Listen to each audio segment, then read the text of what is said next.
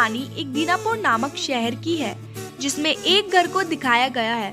सुमित की पत्नी मोहिनी और उसके बच्चे यानी कि उसकी बेटी रेनू और अंकित को दिखाया गया है। उनकी जिंदगी बहुत ही अच्छी कट रही थी, यानी कि सुमित के पास अच्छी खासी जॉब थी। वह रोजाना अपने ऑफिस भी जाया करता था, लेकिन सबसे बड़ी गड़बड़ी ये थी कि उसके दोनों ही बच्चे बहुत झगड़ालू थे। हर जगह वे बस झगड़ा ही करते रहते थे। लेकिन एक दिन तो गजब ही हो गया। दोनों ही एक दिन स्कूल से लौटते वक्त सड़क पर झगड़ा करने लगते हैं, जहाँ पर रेनू बोलती है, मैं मम्मी से कहूंगी तुम मुझे मार रहे थे, ठीक है, और सड़क पर लड़ाई कर रहे थे। अब देखो। हाँ कह दियो, मुझे भी कोई फर्क नहीं पड़ता, मैं भी पीछे नहीं हटूंगा। तूने शुरुआत करी थी, तुझे भी पता है तू स्कूल से लड़ती आ रही है, फिर तुझे भी तो लड़ने से काम नहीं है ना, हट सामने से, मेरे को जाने दे। इस तरह दोनों सड़क पर लड़ने के बाद अपने घर चलने लगते हैं और घर पहुंचते ही सीधे अपनी माँ के पास जाते हैं। ये सब देखकर उनकी माँ कहती है, अरे बच्चों आ गए। माँ इसे समझा लो, मेरे से बहुत लड़ती है। मैं लड़ती हूँ? तुम कितना झूठे हो। स्कूल जाते वक्त मैं लड़ रही थी, तुम लड़ रहे थे। अंकित झूठ कम बोला करो। माँ शुरुआत अंकित ने की थी, मैं नहीं थी। सिर्फ ये हमेशा मेरे से लड़ता है और आज भी इसने ऐसा ही किया। रेनू ये क्या है, तुम्हें तमीज नहीं है? ये तुमसे बड़ा है, भैया बोलने की जगह तुम इसे अंकित बोल रही हो। और ये क्या तुम दोनों ने तू ये क्या लगा रखा है? हाँ, स्कूल से आए हो, खुशी से रहो, लेकिन नहीं, तुम लोगों को लड़ना है, झगड़ना है।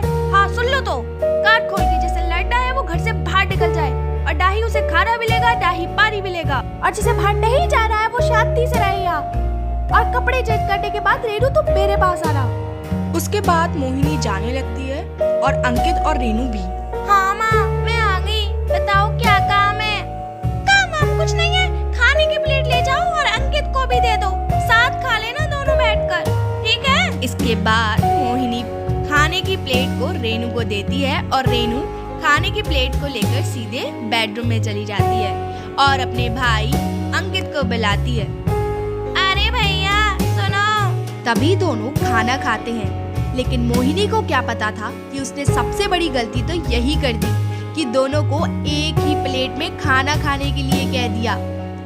फिर क्या, दोनों खाने के बीच ही लड़ना शुरू कर देते हैं। दोनों की चीख पुकार सुनकर उनकी माँ यानी कि मोहिनी भागकर आती है। दोनों को बड़ी जोर से गुस्से में देखती है और कहती है, तुम दोनों को मैंने खाना खाने के लिए बोला था, ना कि लड़ने के लिए। तुम लोगों की लड़ाई तो बढ़ती जा रही है, मैं क्या करूं? तुम्हें खाना खाना भी नहीं आता क्या? तुमने तो जीना दुश्वार कर दिया है हम लोगों का। माँ मेरी कोई गलती नहीं है, ये भैया ने शुरुआत करी थी, खाना खाने के लिए लड़ने लगे, ये कहने लगे मेरा है मेरा है। अरे नहीं माँ, शुरुआत खाने की किसने की थी? हमने खाना आधा आधा बांटा था। अरे खाना आधा बांटने की क्या जरूरत थी? खाना इतना ज्यादा बनाया मैंने, तुम खाना और मांग लेते मेरे से, लेकिन नहीं। हाँ तुम लोगों की लड़ने की वजह खत्म हो जाती ना। बच्चों को डांटने के बाद मोहिनी बड़ी उदास हो जाती है और कुछ समय बाद उसका पति यानी कि सुमित भी ऑफिस से घर लौटता है। वो देखता है कि मोहिनी बड़ी उदास है। अरे मोहिनी, इतनी उदास क्यों बैठी हो? क्या बताऊं सुमित, ये दोनों बहुत लड़ते हैं, मेरा सिर तो इन लोगों ने खा ही रखा है। पहले तुम रोना बंद करो, इसमें इतना परेशान होने वाली क्या बात है? इतनी सी बात? ये बात इतनी सी नहीं है, ये दोनों पूरे दिन लड़ते हैं। मुझे तो इसमें इतनी कोई बड़ी बात लग नहीं रही है, इसे तो मैं चुटकी बजाकर लड़ाई को बंद करवा दूंगा। अरे चुटकी बजाकर? लगता नहीं है ये तो चमत्कार से कम नहीं होगा। मेरे पास एक आइडिया है, बस तुम्हें एक काम करना होगा। मैं कुछ भी करने के लिए तैयार हूँ। तो जाओ अंकित को बुला कर लाओ, लेकिन याद रखना रेनू ना आने पाए।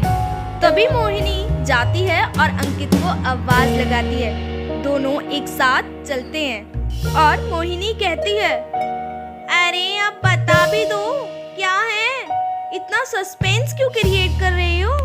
ठहरो तो जरा, बताऊंगा। पहले तुम अंकित ये बताओ, तुम रेनू से लड़ते ही क्यों रहते हो?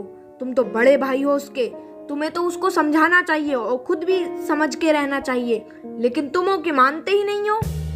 अरे बाबा, मैं नहीं लड़ता हूँ, ये रेनू है, मैं इसे शांत करता रहता हूँ, लेकिन ये हमेशा लड़ती रहती है। मैं क्या करूँ इसमें?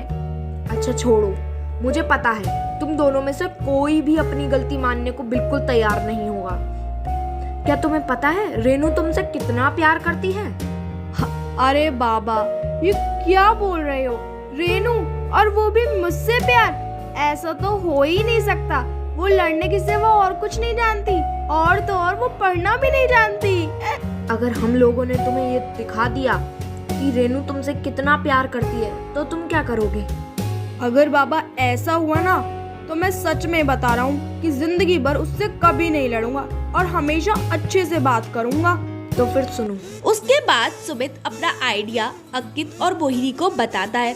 आइडिया सुन लेने के बाद अंकित जाने लगता है। वहीं पर मोहिनी हंस रही होती है। तभी सुमित मोहिनी से पूछता है, तुम इतना हंस क्यों रही हो? अरे मैं ये सोच रही थी कि ये मेरे दिमाग में क्यों नहीं आया। और शाम होने के बाद रेनू पार्क में अपने दोस्तों के साथ खेल रही होती है। तभी उसका भाई अंकित आता है और कहता है, अरे रेनू, मेरे को भी खिला ले यार, मैं भी खेलना चाहता हूँ तुम लोगों के साथ। क्या कहीं भी मुंह उठा के आ गया? नहीं नहीं नहीं भाई, हम नहीं खिलाएंगे तेरे को, ये मेरे दोस्त हैं, अपने दोस्तों के साथ खेलना। अरे खिला ले पागल, कैसे बात कर रही है अपने बड़े भाई से? पागल बोला तूने मुझे? हाँ बोला। नहीं बोलूंगा, खिला ले तो मेरे को। अब तो बिल्कुल नहीं खिलाऊंगी।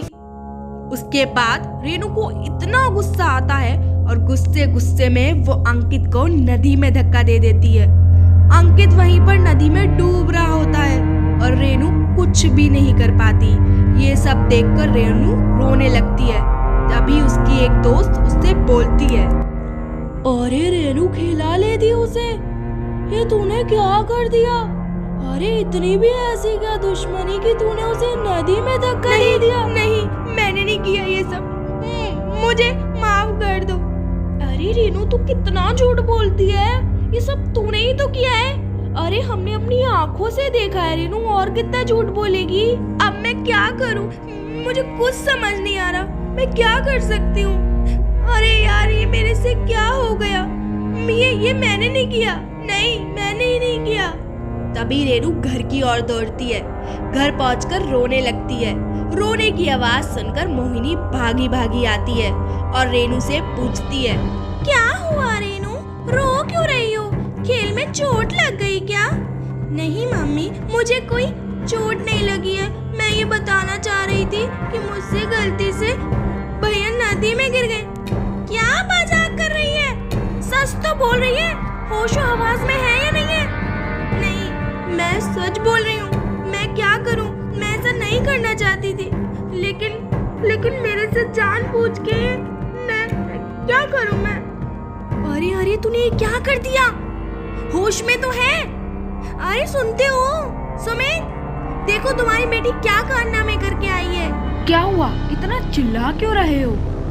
इसी से पूछ लीजिए ये क्या करके आई है। वो बाबा, गलती से मेरे से अंकित भैया नदी में गिर गए, लेकिन मैंने जानबूझ के नहीं किया। क्या रेनू बेटा, तुम दोनों की लड़ाई इतनी बढ़ाई कि तुम एक दूसरे को मारने पे तुलाए?